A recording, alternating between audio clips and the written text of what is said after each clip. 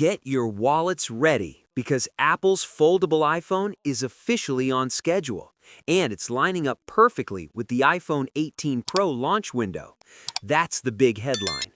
After years of rumors, delays, and maybe next year predictions, the production timeline is finally saying something loud and clear. This thing is coming. Before we jump in, make sure to subscribe to the channel and hit that like button. It really helps me keep bringing you more tech breakdowns like this one. According to new reports, the foldable iPhone's display is set to enter mass production in July. And that detail matters more than it sounds. July is the exact window when Apple typically ramps up production for its Pro models ahead of a September launch. In other words, the foldable iPhone is tracking right alongside the iPhone 18 Pro and iPhone 18 Pro Max. That tells us two important things. First, Apple isn't treating this like an experimental side project. It's positioning the foldable as a true flagship.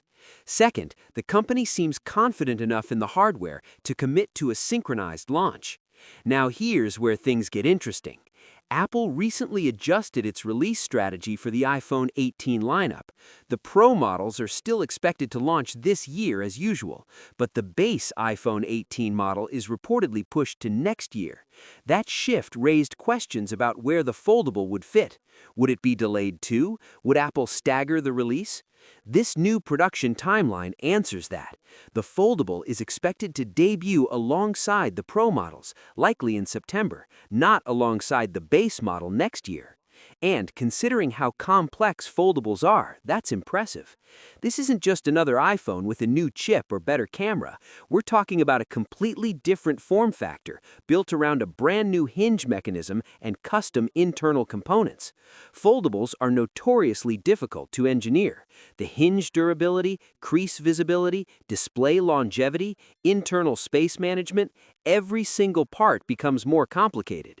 In fact, the foldable iPhone is reportedly so demanding that Apple is relying exclusively on Samsung Display for the panels. LG Display, which has supplied Apple in the past, has been asked to step back for this particular device. That says a lot about how high the stakes are. Apple clearly wants the most experienced foldable display manufacturer handling this. And that brings us to the competition. Samsung isn't standing still. Reports suggest Samsung is preparing a wider foldable device, tentatively called the Galaxy Z Wide Fold, expected to launch alongside the Galaxy Z Fold 8. If that happens on schedule, Samsung's device could actually reach consumers before Apple's foldable even enters mass display production. That means by the time Apple launches its foldable, the market may already have some real-world feedback on wide-format foldables. Consumers will know what works and what doesn't, especially after devices like the Huawei Pura X have experimented with similar proportions. So, Apple isn't just launching into a vacuum, it's entering a market that's already evolving. Now, here's my take. Even though the production timeline is encouraging, I'd still advise caution for first-gen buyers. Foldables are complex machines. No matter how polished Apple tries to make it, first-gen hardware almost always comes with learning curves, whether it's durability tweaks, software optimizations, or long-term hinge reliability. And let's be honest, Apple's recent track record hasn't been flawless. We've seen glitchy software updates and unexpected hardware issues across various products. That naturally makes people skeptical when the company attempts something this ambitious. On the other hand, Apple has had years to study foldables before entering the space. Unlike competitors who rushed early models to market, Apple waited.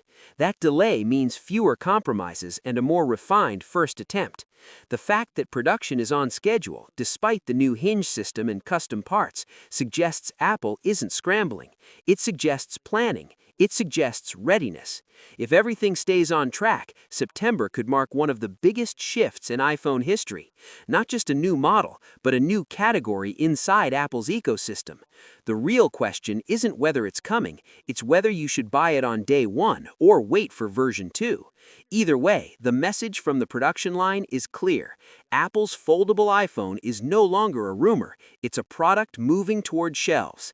And if you've been curious about folding iPhones, it might be time to start saving. What's your thoughts on this? Let me know in the comments section. See you in the next video. Take care.